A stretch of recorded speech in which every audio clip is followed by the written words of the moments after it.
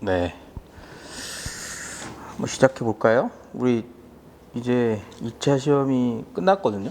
네, 끝났고 노동법 문제에 대해서 저 이제 카페를 이제 눈팅을 합니다. 눈팅을 하는데 다 A급이 나왔다고는 말씀을 하시는 것 같은데 솔직하게 말하면 수험가 A급이 너무 많습니다. 강사님들이 찍는 게 점점 범위가 커져요.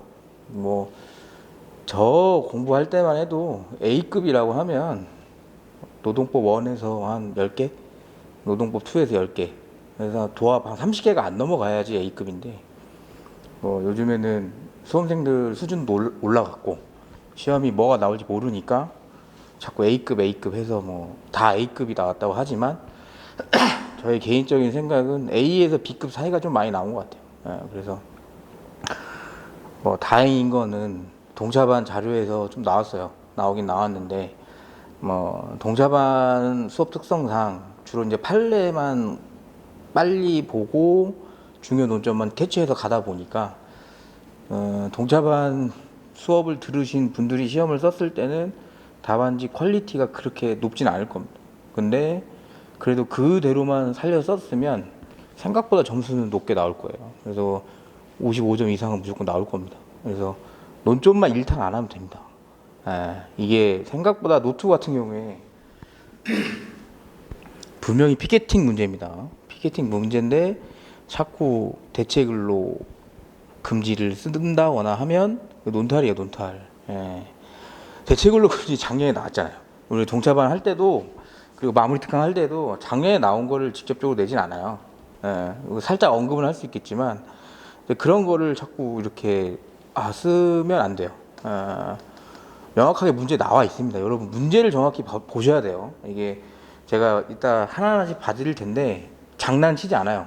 그리고 저의 개인적인 생각은 저는 이제 강사만 전념을 하진 않으니까 노무법인을 좀 하고 있으니까 생각보다 좀 실무에도 관련된 문제를 많이 낸 것 같아요. 느낌상. 왜냐면 실제 통상행고 같은 문제는 실제 많이 있습니다. 노동위원회에서 현재. 그리고 판단하는 것도 비슷해요. 그렇기 때문에 노동위원회라는 곳이 굉장히 보수적인 집단이라 절대 법원의 판결과 어긋나는 판정을 하지 않아요. 그분들은. 그러니까 이게 좀 실무 관점에 지식을 가진 분이 실제유예에 들어간 느낌이 나요. 왜냐면 우리 통상임금 판례에서도 객관적인 증거가 없다고 써놨죠. 그게 뭐냐면 이제 좀 이따 뒤에서 해드릴 거지만 임금 관련된 문제는 우리가 노동청으로 갈 겁니다. 노동청. 노동청이라고 하면 수사기관이거든요. 수사기관은 형사법을 전제로 하고 있죠. 그러니까 여러분들이 많이 들어보셨겠지만 형사법을 전제로 하는 곳은 뭐예요? 죄형 법정주의의 판단을 일단 기준으로 삼죠. 그러면 객관적인 증거가 없으면 그 부분에 대해서 판단하기 힘들어요. 그렇기 때문에 이 통상임금 문제는 제가 봤을 땐 예전에 동차반 했을 때는 답이 틀리면 안 된다고 했지만 이거는 조금 열어두셔도 될 것 같아요.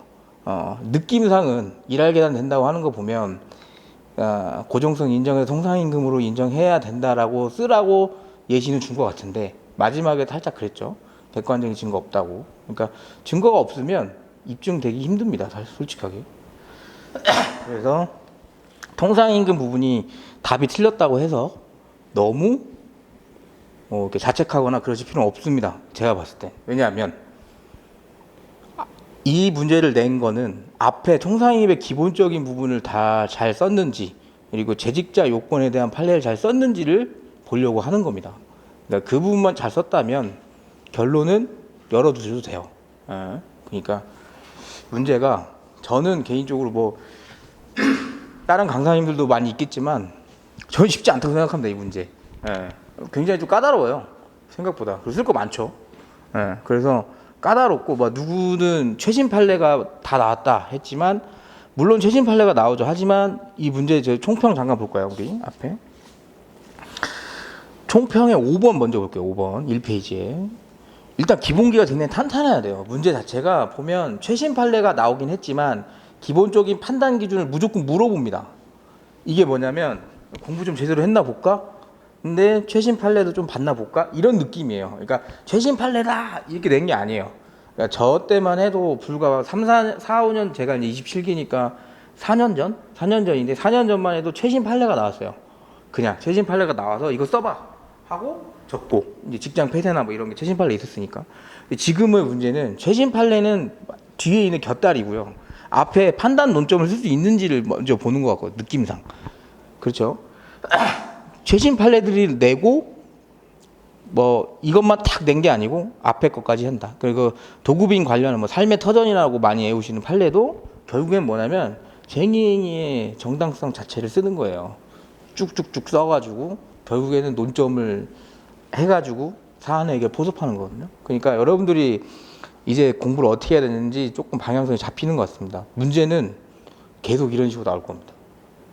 예전에는 문제가 어떻게 됐냐면 한 10년 전?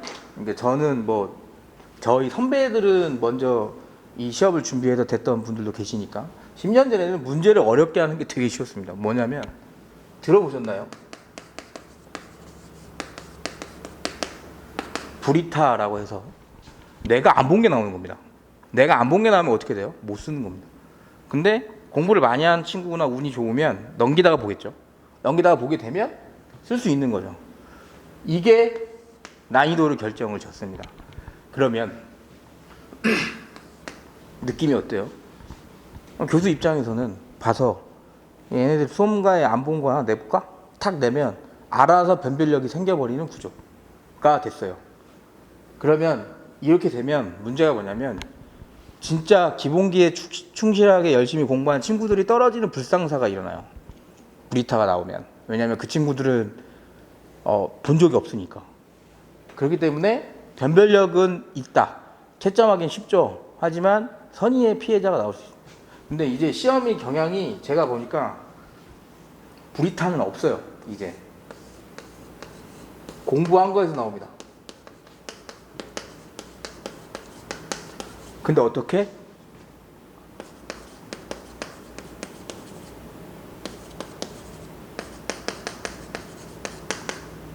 구체적으로 깊게 공부한 사람들을 찾는 것 같아요. 느낌상. 왜냐하면 문제 자체를 보면 군더더기가 1도 없거든요. 문제 자체를 일단 읽어볼 텐데 읽어보면 다 사안 해결에 쓸 수 있는 겁니다. 너무나 좋게. 그만큼 신경을 많이 썼다는 거예요. 그래서 사안 해결에서 거의 승부가 날 가능성이 큽니다. 일단은 절대 논점 일탈하면 안 되고요. 문제가 속이지 않아요. 보면은 이번에 나온 거는 브리타 없었고, 그리고 제가 이제 동차반 자료를 만들 때도 막 엄청 급하게 만들었고, 그리고 되게 중요한 것만 실는이라고 다 뺐었는데 그 안에서도 판례가 다 나왔단 말이에요. 그러면 다 본 게 나온 겁니다. 한 번이라도 들었던 게 나온 거예요.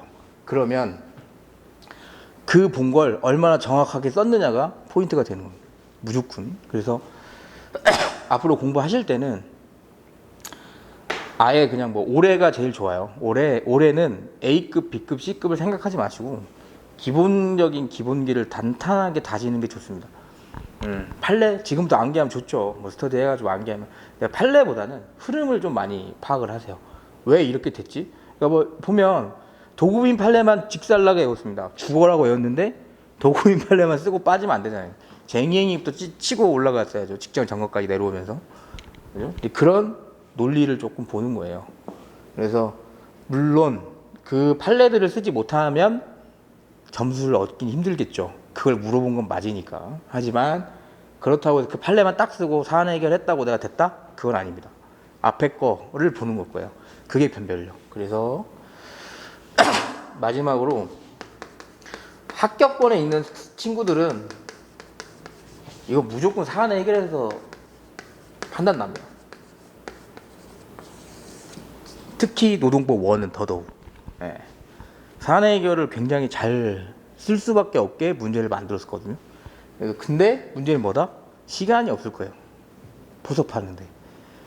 그래서 뭐 이렇게 뭐 카페 보니까 이런 얘기 많더라고요. 뭐 이거 잠깐만 설명해 드릴게요. 가점이 됩니까? 이거 쓰면. 여러분, 내가 가점을 노린다는 건 뭐냐면 이미 나는 이 문제에서 필요한 부분을 하나 못 쓴 거예요. 거의.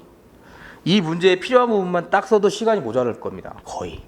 그죠? 근데 내가 가점을 이거 가점인가? 써봐야지 했으면 뭐 내가 중요한 거에서 하나 놓쳤다는 거가 되는 거예요. 반증이. 왜? 시험 잘 본 친구들은 가점 얘기 안 하거든. 나는 주어진 거면. 그러니까 즉 뭐냐면 가점에 대한 논의를 생각하지 마세요. 가점을 내가 썼다는 거는 앞에 걸 못 썼다는 겁니다. 그러니까 가점보다는 기본에 충실해라. 막 가점 되는 거 뭐 있을까 생각하지 마시고 차라리 문제를 한번 더 보고 사안 해결에 뭘 하나 더 쓸까? 아니면 뭘 하나 더 해볼까? 이런 식으로 하시는 게 나아요. 그래서 그렇게 보시면 되겠습니다. 절대 쉽게 나온 거 아닙니다.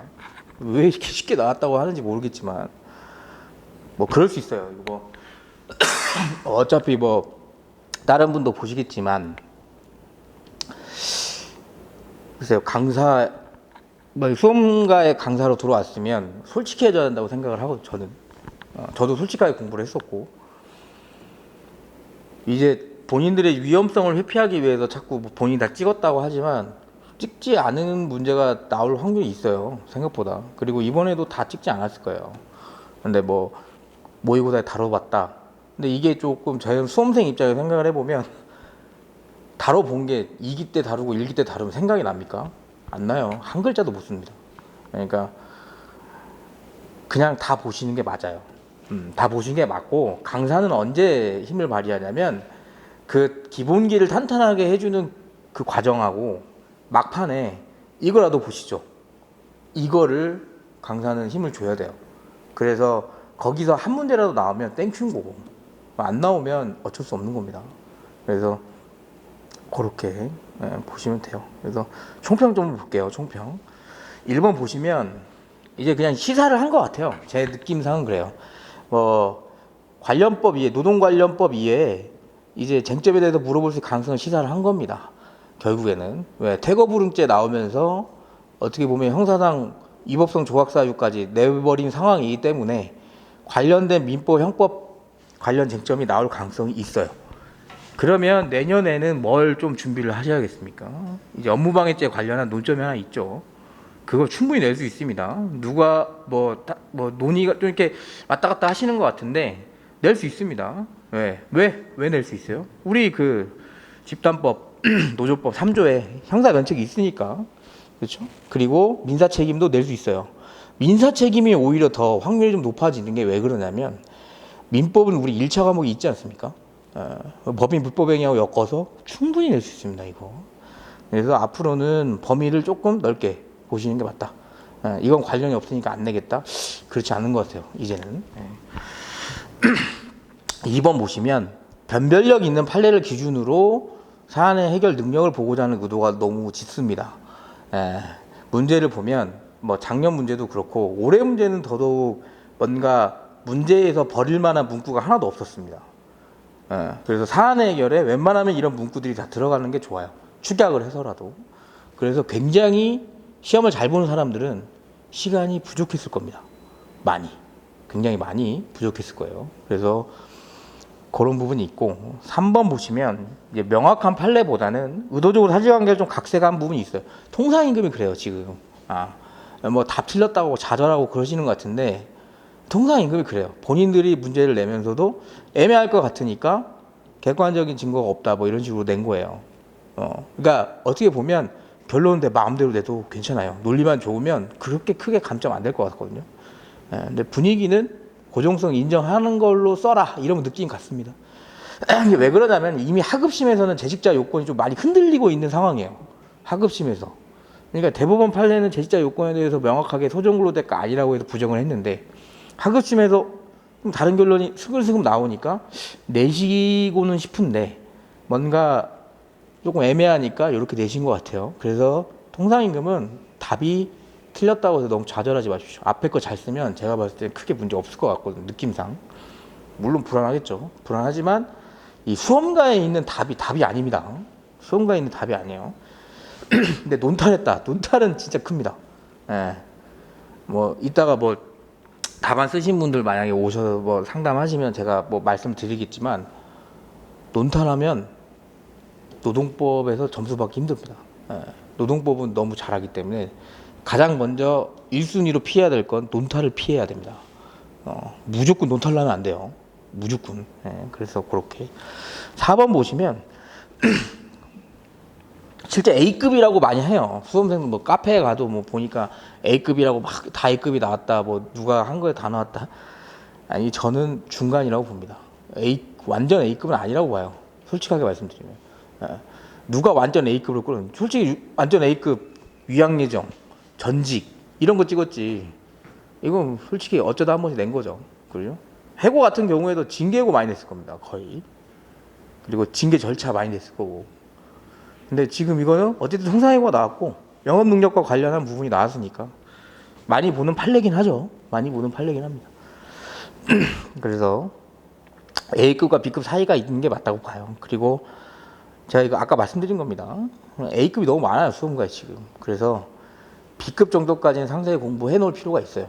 그러니까 판례가 생각이 안 나더라도 요럴 때 요렇게 쓰겠다 이 정도만 생각나면 되거든요. 그렇게. 5번은 아까 말씀드린 겁니다. 그래서 공부 방법론은 이따가 수업 시간에 좀 자세히 설명을 해드릴게요. 넘어가시면 이 노동법 1입니다. 개별적 근로관계법인데 문제를 보실 때 제가 어떻게 보는지 좀 말씀드릴게요. 자꾸 논탄이 나면 안 되니까 어떻게 해야 되냐면 여러분 뒤에 보면 물음 있죠. 물음을 먼저 보세요. 문제 볼 때 시간 줍니다. 이거 어차피 문제집 파본인지 보려면 물음에 이게 탁 좀 떨어놓고 보면 공부가 많이 되면 보일 거예요. 딱 떨어놓고 보면 물음 1번 뭐가 보여요? 해고 보여요. 해고. 해고에 대한 문제가 나왔겠구나. 2번도 보니까 27조 보여요. 그죠? 그러면 서면 절차 문제겠구나. 2번 문제 2번 보니까 뭐예요? 통상임금 떠요. 단어가. 그러니까 파본 검사할 때 이걸 보라고요.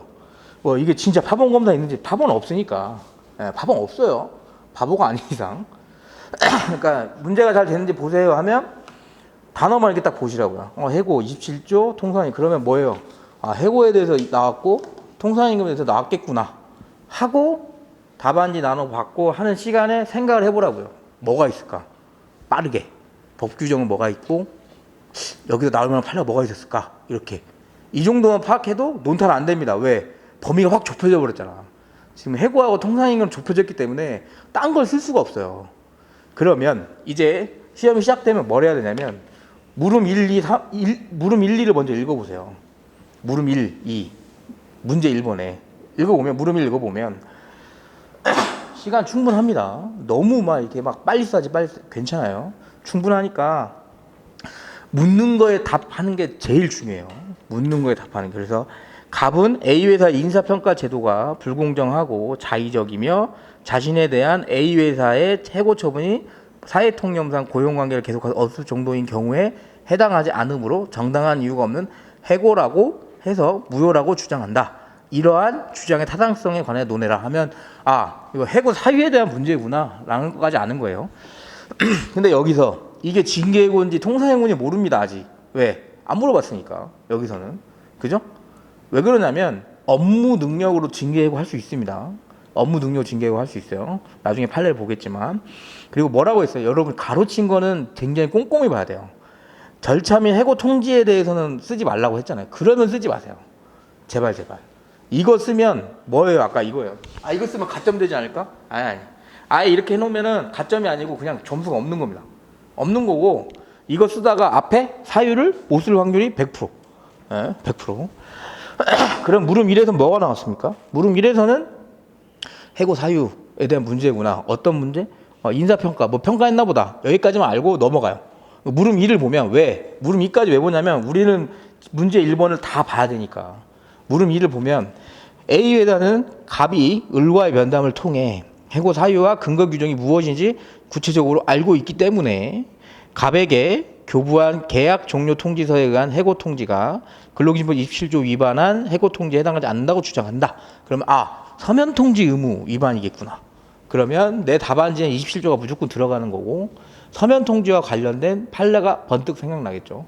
공부를 진짜 많이 하셨다 하면 이 지금 구체적인 근거와 규정을 알고 있기 때문에 해고 서면 통지가 문제가 됐던 판례가 있긴 있습니다. 하지만 그걸 모른다고 문제를 못 푸는 거 아니에요. 왜냐하면 그 기본 판례도 결국엔 서면통지 취지. 이거 서면통지 취지 가지고 푸는 겁니다. 서면통지 취지 가지고. 그러면 일단 물음 1번, 2번은 읽었어요. 그럼 뭘로 가냐면 이거 우리가 목차를 잡아야 되잖아요. 문제 1로 가는 건 문제 1로. 문제 1로 가서 어떤 상황인지 보는 거예요. 어떤 상황인지. 그래서 2페이지 보시면 천천히 볼게요. 천천히.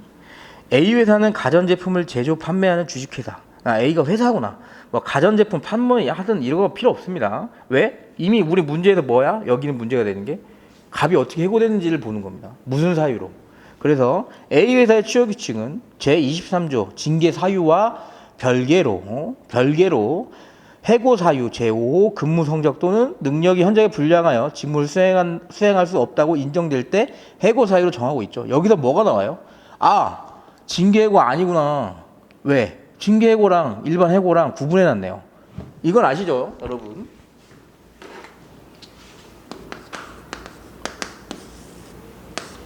해고는 사용자의 일방적 의사표시를 근로관계를 단절시키는 겁니다. 그죠?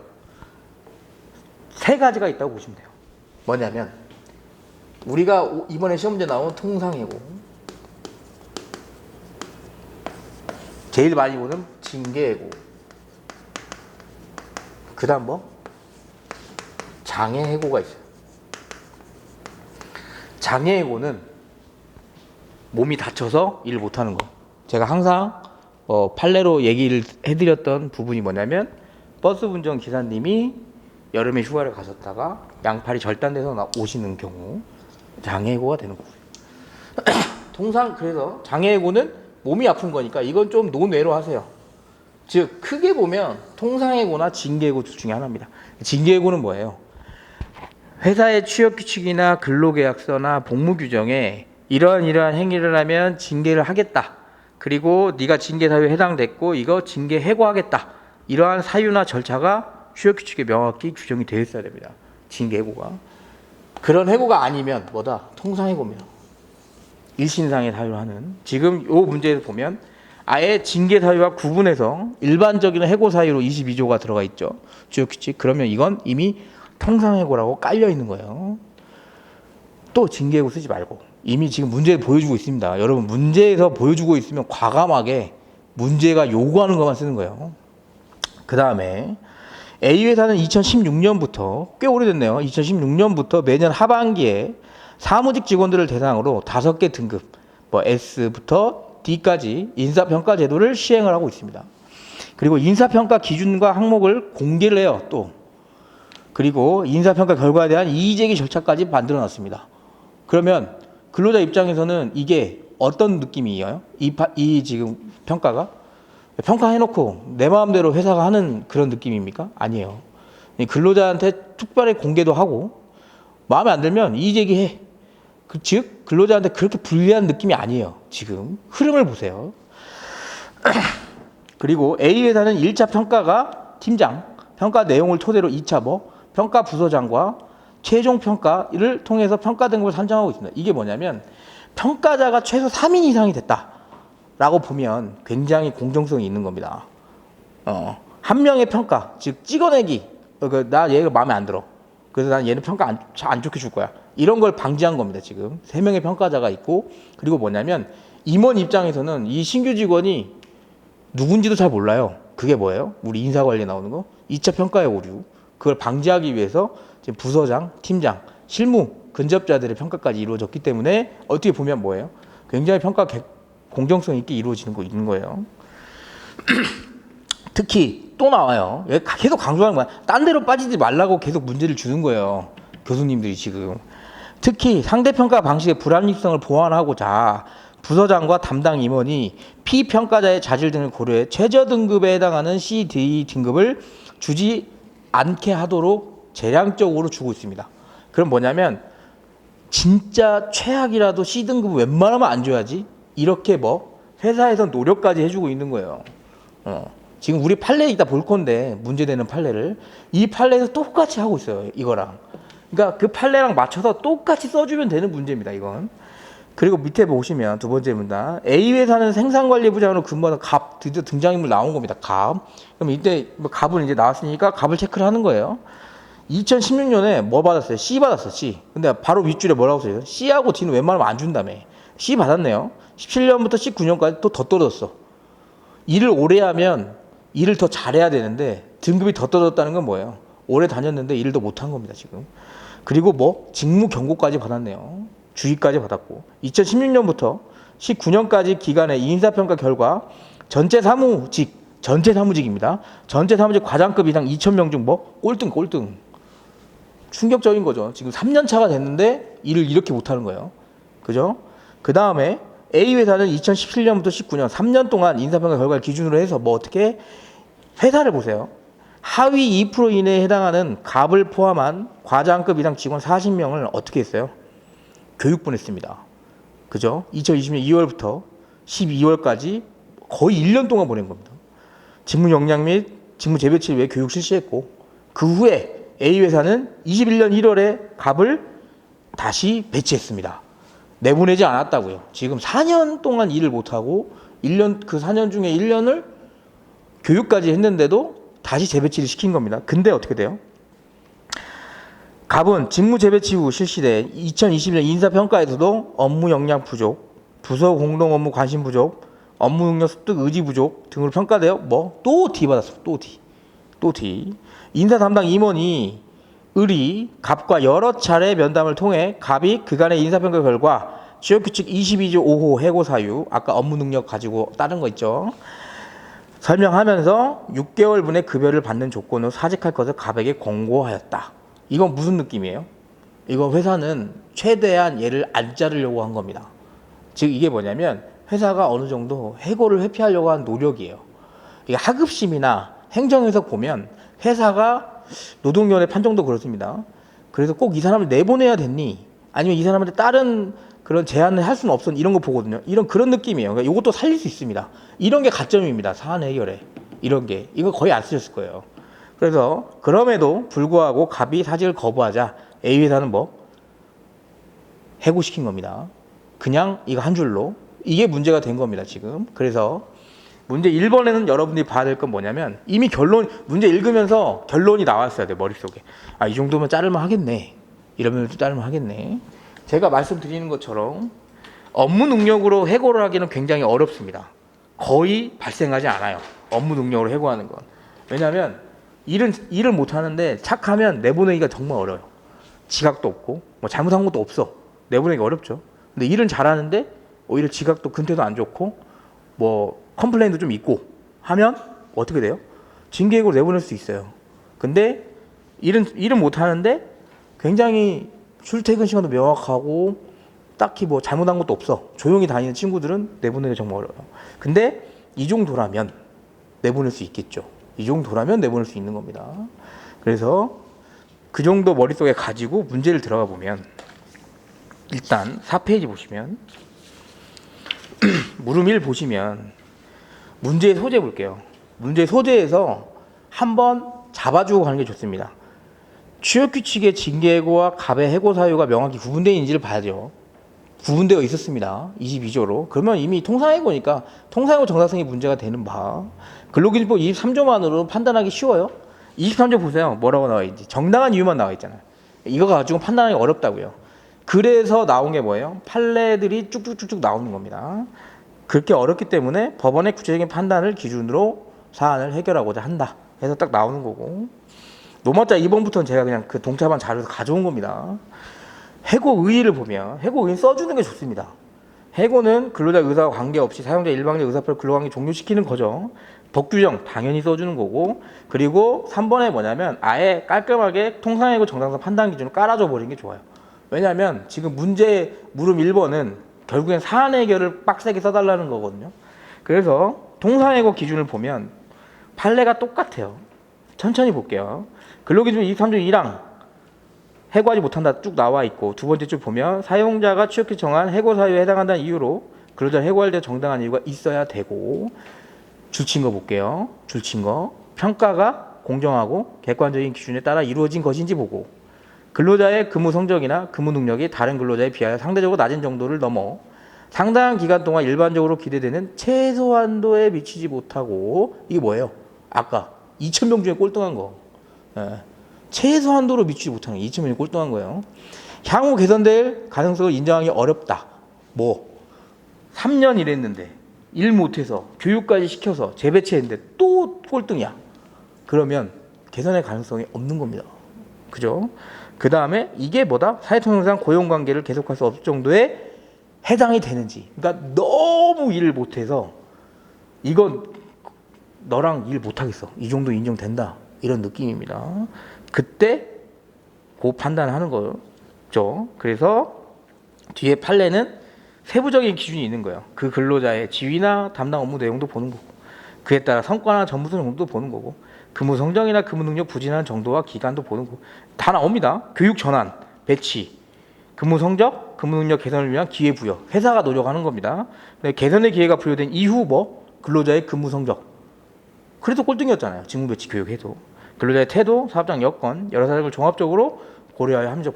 애우면 좋습니다. 암기하면 좋은데 암기가 안 돼도 뭐예요? 앞에서 뺄 수 있는 거예요. 지금 얘 직책 보고 과장급이잖아. 과장급인데 꼴등하는 게 말이 돼요? 그리고 직무 배치 좋네. 그리고 그런 거 쓰는 거예요. 사업장에서 교육 그리고 전환 배치 노력이 있었는데 전환 배치도 했고. 그러니까 판례에 나온 내용을 문제에 다 녹여져 있습니다. 근데 판례를 꼼꼼하게 봤으면 문제에서 이거 써야지 다 체크가 돼요. 그죠?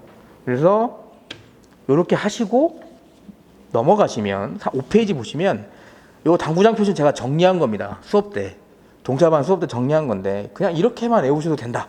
급하면 이렇게 외워라. 뭐냐면 공정하고 객관적인 평가를 거쳤는지를 보는 거고, 사안 해결을 어떻게 쓰겠습니까? 아까 뭐 인사평가 있고 이의제기 절차도 있고 쫙 있죠. 그런 거 쓰는 거예요. 동그라미만 보면 근무 성적이나 근무 능력이 상당한 기간 동안 일반적으로 기대되는 최소한도에 미치지 못했냐, 꼴등했냐, 그리고 3번 근무 능력이 향후 개선된 능력이 낮지 않냐, 교육도 했는데. 그리고 사용자가 근무 능력 개선을 위한 기회도 부여를 한 거죠. 교육도 줬으니까. 기회 부여 후 근로자의 근무 능력 개선이나 여부 태도 등을 고려해야 된다. 이건 실질적으로 실무 논점에서 굉장히 논점이 되는 사안이에요. 그러니까 아마도 노동위원회나 이런 쪽에 관심이 많으신 분이 출제위원회에 들어가실 확률이 좀 있어요. 문제가 굉장히 탄탄합니다. 잘 만들어져 있어요. 그래서 그렇게 사안 해결 보면 1번 보시면 통상해고에 해당 여부를 써주는 겁니다. 뭐예요? 이거 여러분 보시면 제가 문제에서 긁은 거예요. 다 A 회사 가전제품 긁었죠. 구분되어 있는 거 썼고, 평가의 공정성 및 객관적 기준 긁었습니다.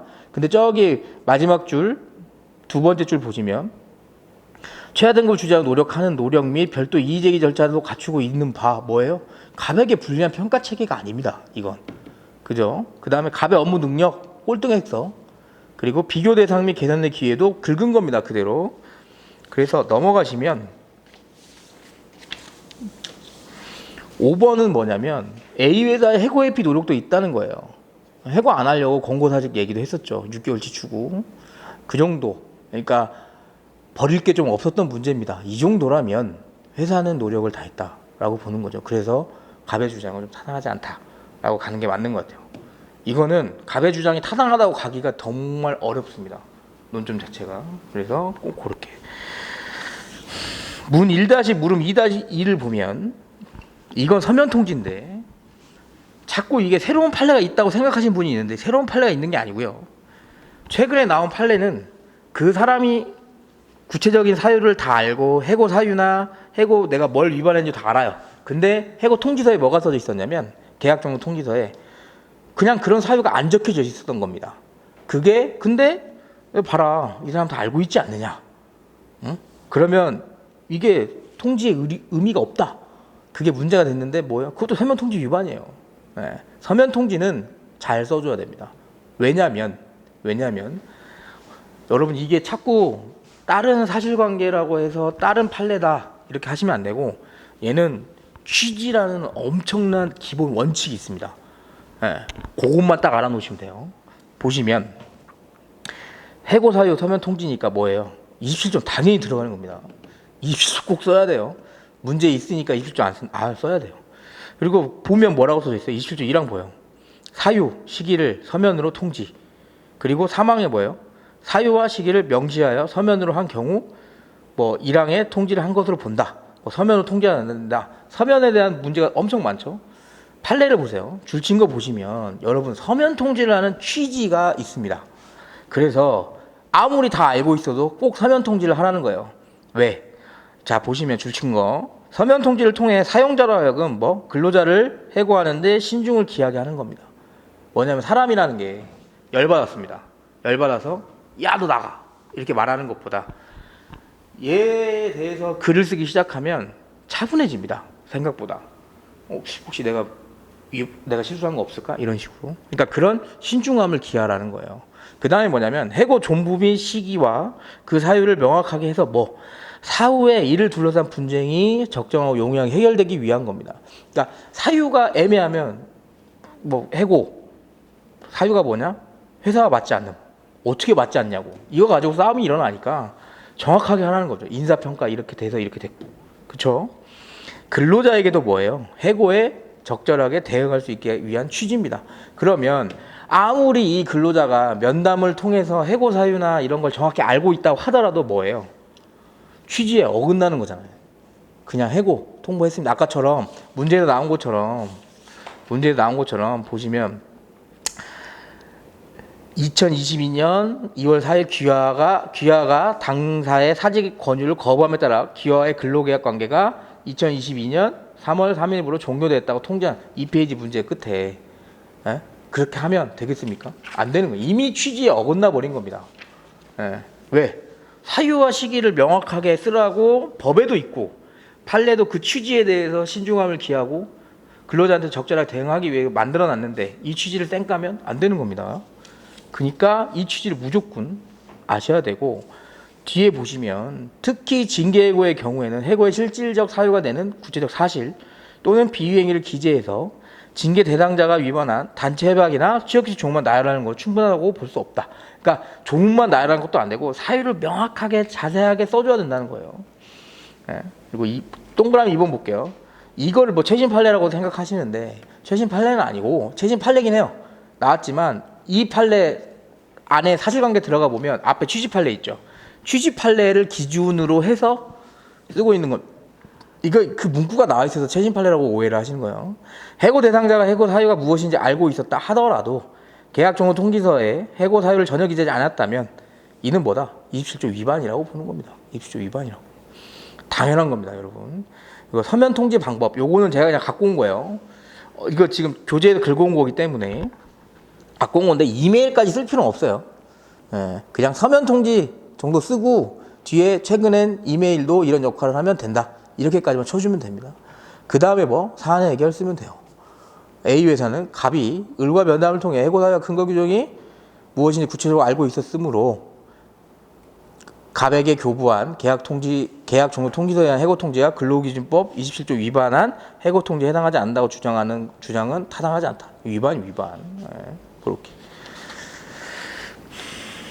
문제 2번 보시면 문제 2번 앞에 볼게요. 앞에 1페이지 2페이지 3페이지군요. 3페이지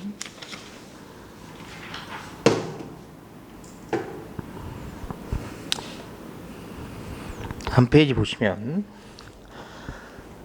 문제를 읽을 때 의도를 진짜 잘 파악해야 됩니다. 그래야 안 속아 넘어가요. 보면 상시근로자 100명 어차피 필요 없습니다. 왜 아까 나 물음 볼 때 뭐라고 읽었습니까? 통상임금 읽었잖아. 통상임금. 그리고 심지어 저 뒷줄 읽은 사람 뭐예요? A 회사의 정기상여금이 고정성 있는 통상임금이 이 고정성 문제구나. 이미 깔아주면 앞에 회사가 몇 명이든 말든 필요가 없어요. 업종 필요 없지. 왜? 여기는 뭐만 보면 돼요. 상여금이 어떻게 규정되어 있는지만 보면 돼요. 그러면 금속 가공을 했든 하든. 근데 단체협약 20조에 정기상여금이라는 문구가 나왔고 기본급의 600%를 지급률에 따라 지급하되 지급을 이전에 입사 복직 휴직한 사람의 정기상여금은 일할 계산한다. 그럼 내가 본 적이 있어요. 1차 시험을 준비했던 친구들도 본 적이 있을 겁니다. 일할 계산하거나 비례적으로 배분하거나 아니면 최소 금액이 규정돼 있으면 그 금액은 뭐예요? 통상임금으로 본다. 이런 문구가 생각이 날 겁니다. 그게 진짜 판례입니다. 써도 돼요. 그래서 그럼 통상임금 느낌이 있네 하고 규정하고 있고 한편 A 회사의 취업규칙 제30조는 입사 또는 퇴직한 날이 속하는 월의 임금은 일할 계산하여 지급한다라고 규정하고 있고 취업규칙 35조에 뭐라고 지급하냐면 여기서 이게 나옵니다. 정기상여금은 지급일 현재 재직 중인 자에 한하여 지급한다. 그럼 여기서 이제 수험생들이 혼란이 왔을 거예요. 야, 일할 계산해서 하는 거는 통상임금인데 갑자기 재직자 기준이 튀어나왔네. 그럼 재직자 기준을 기준으로 쓰면 통상임금 아닌 것 같은데, 예? 고정성 부정되니까 아닌 것 같은데 혼란이 일어나요. 그리고 보면 뒤에 보면 여기서 또 명확하게 하기 위해서 A 회사는 위와 같은 단체 협약과 조약규칙에 따라 정기 상여금을 2개월마다 기본급 100%씩 정기적 계속적으로 지급하였다. 그러니까 일반적인 요건, 소정근로, 대가성, 정기성, 일률성 이런 건 다 인정되는 거예요 지금. A 회사가 실제로 지급일 이전에 퇴직한 근로자에게 정기 상여금을 일할 지급하지 않았음을 확인할 수 있는 객관적인 자료는 없었다 하면 뭐예요? 일할 계산 했는지 안 했는지 모르는 거예요 지금. 그리고 회사의 정기 상여금 고정성에 있는 통상임금에 해당되는지를 논하라. 그러면 여기서 여러분 초점을 맞춰야 될 건, 저는 개인적으로 재직자 요건에 초점을 맞춰야 한다고 생각합니다. 왜냐하면 일할 계산 했는지 안 했는지는 모르잖아. 문제에서 이미 문제에도 모르는 겁니다. 일할 계산 했는지 안 했는지는 모르는 상황인데 혹시라도 그렇게 쓸까봐 이렇게 박아둔 거예요. 그리고 열린 결말을 내도 우리도 할 말이 있는 게, 니네가 객관적인 증거 없다고 하지 않았냐, 그렇게 쓸 수 있습니다 우리. 그러면 여러분들이 이거 해야 되면 뭘 해야 돼요? 넘어가시면 8페이지 보세요. 제가 수업 시간에도 누누이 말씀드렸지만 통상임금 뜨면 아무런 생각하면 안 돼요. 아무런 생각하지 말고 어디까지 쓰라고 했습니까? 고정성까지 그냥 쓰는 겁니다. 고정성까지 생각하면 안 돼요. 왜? 이거 시간 되게 부족해요. 생각보다 쓸 게 되게 많거든. 그래서 통상임금 뜨면 아무 생각하지 말고 뭐다? 쭉쭉쭉쭉 쓰는 겁니다. 문제의 소재 괜찮아요. 문제의 소재 대충 써도. 왜? 어차피 나는 통상임금 이걸 쓸 거거든. 이거 문제의 소재 문제될 게 없어요 솔직히. 그냥 A 회사의 정기 상여금이 통상임금 고정성이 문제되는지 쓰고 넘어가는 겁니다. 뒤에 보면 이것도 동사만 자료에서 그냥 그대로 긁은 겁니다. 통상임금 판단 취지 써주면 좋죠. 이것도 판례니까. 왜냐하면 연장휴일, 야간, 가산수당의 기준이 되기 때문에 통상임금을 구하는 거고, 우리 법조항 어디에 있어요? 시행령이에요. 시행령. 꼭 써주셔야 됩니다. 시행령. 근로기준법 2조는 안 써도 돼요. 임금이라고 깔아줬으니까. 근데 시간 되면 쓰고. 근데 근로기준법 시행령 6조는 꼭 써줘야 돼요. 꼭. 그 다음에 뭐예요? 판단 기준 쫙 써버리면 됩니다. 원칙, 소정근로 대가, 정기 일률 고정 있죠. 판례 8페이지 있는 거 원칙 쓰고 빼먹으면 안 되는 거. 소정근로 대가성 빼먹으면 안 됩니다. 의외로 약간 여기 학원가에 모의고사 보면 소정근로 대가성 빼고 전제돼 있다고 판단해서 가점이 아니고 아예 그냥 점수 자체가 1점 이렇게 부여되는데, 저는 생각이 좀 다릅니다. 통상임금 나오면 소정근로 대가성, 정기성, 일률성, 고정성 하나도 빼면 안 돼. 왜? 이건 거의 지금 스탠스가 박혀 있는 문제입니다. 그죠? 그 다음에 소정근로 대가 쓰세요. 줄친 거 보면 소정근로 시간에 통상적으로 제공하는 근로에 대해서 사용자와 근로자가 약정한 금품인 거예요. 그거 이외에 제공하는 거 안 된다고요. 그거 이외에. 상여금도 그런 느낌이잖아 지금. 그죠? 그래서 정기성 당연히 계속적 지급한 거. 근데 정기성은 이미 앞에 나와 있죠. 근데 꼭 써주셔야 된다. 일률성 다 주냐, 일정한 조건만 주냐, 여기서 문제 안 됩니다. 다. 그 다음에 여기서 문제되는 건 뭐예요? 고정성이 문제되는 거예요. 고정성이 뭐예요? 제가 이렇게 수업 시간에 말씀드렸어요. 그냥 고정성은 내가 9 to 6 근무를 해요. 12시부터 1시까지 밥을 먹고 9 to 6에서 그냥 회사 나와서 컴퓨터 켜고 컴퓨터 껐을 때 그래도 받는 임금. 아무것도 안 했습니다. 일이 없어서. 그래도 받는 임금. 그게 최소한도의 고정적인 임금을 말하는 거예요. 그게 통상임금. 여러분 말하면 쉽게 말하면 기본급이라고 하는 거고, 어렵게 표현하는 거고. 읽어보면 업적 성과 기타 추가적인 조건 관계없이 당연히 지급될 게 확정돼 있죠. 내가 콜수를 받는 거에 따라서 인센티브를 받아요. 못 받았어. 그렇다고 월급이 없나요? 아니요. 그날의 시급은 있잖아. 그죠? 그리고 임의의 날에 소정근로 시간을 근무한 근로자가 그 다음날 퇴직한다 하더라도 그 하루의 근로에 대가로 당연 확정적인 최소한 임금. 뭐냐면 한 일주일 후에 이날 얼마 받아? 그냥 이 시간에 근무한 건 받을 거 아닙니까? 인센티브 없이. 그런 겁니다. 그러니까 아무 날 찍어서 해도 받을 수 있는 가장 기본적인 최소한도의 당연 확정적인 임금. 그게 고정성입니다. 여기까지 무조건 써야 됩니다. 내가 재직자가 헷갈려요. 일할 계단 비례지급이 헷갈려요. 그래도 뭐 고정성까지 그냥 계속 쓰고 오는 거예요. 그리고 나서 뭘 써야 되냐면 재직자 요건을 써야겠죠. 원칙을 잘 써주세요. 재직자 요건. 원칙 뭐예요? 원칙 부정이면 부정. 왜? 여러분 읽어볼게요. 4번. 그 특정 시점에 재직 중일 것이 임금으로 지급받을 수 있는 자격 요건이 되는 겁니다. 소정근로 대가가 아니고 그냥 그때 재직만 하면 주는 거예요. 특정 시점에 재직한 사람에게 기왕의 근로에 제공한 내용을 묻지 않고 모두 이를 지급하는 것이 일반적이죠. 추석에 전에 나가면 추석 상여가 있는데 추석 이후에 나가면 추석 상여가 있는데 추석 전에 나가면 상여가 없어요. 그럼 이건 내가 일을 했는지 안 했는지에 관련이 있나요? 아니요. 추석이 기준이 되는 겁니다. 추석이. 그래서 고정성을 부정시킵니다. 그래서 재직자 요건에 여러분 실수하면 안 되는 게 고정성만 부정하는 게 아니고 뭐예요? 소정근로 대가도 부정하고 있는 겁니다. 소정근로 대가가 아니고 추석에 일하면 주니까. 여기 줄친 거 있죠? 소정근로 대가가 아니다 이거죠. 특정 시점에 재직 중일 게 요건이 되니까. 그리고 5번은 제가 가져온 거예요. 이건 제 자료에 없습니다. 자료 없어요. 근데 일할 계단 지급하고 최소 한도의 임금이 정해져 있으면 통상임금으로 봐야 된다는 거는 좀 알고 있어요. 여러분들이 다. 최소 한도의 임금은 제 자료에 있지만 요건 없어요. 근데 없어도 풀 수 있습니다. 그래서 일할 계산하는 비례하는 금품의 성격은 1차 시험에도 나왔겠지만 최소 한도의 임금은 고정적인 임금으로 봐야 된다. 그래서 일할 계산해서 주면 어쨌든 내가 하루 일하면 하루 일할 계산치가 나오는 거잖아요. 그러니까 고정성을 인정하는 거예요. 그래서 사안 해결 보시면 A의 정기 상여금은 통상임금에 해당될 소지가 높고 단 뭐예요? 객관적인 자료 증명이 존재가 돼야겠죠. 일할 계산됐다는 증거 자체가 그래야 통상임금 고정성이 인정이 될 거예요. 답이 틀렸다고 해서 너무 낙심하지 마십시오. 이건 재직자 요건이 논점이에요. 무조건 일할 계산이 논점이 아니고 여러분 재직자 요건이 논점이고 재직자 요건의 기본적인 판단 기준을 잘 써주면 크게 문제 없을 겁니다. 크게 꼭 통상임금 기본적인 문제 꼭 써주셔야 되고 그렇게 하고 잠깐 쉬셨다가 노동법 2 보도록 할게요.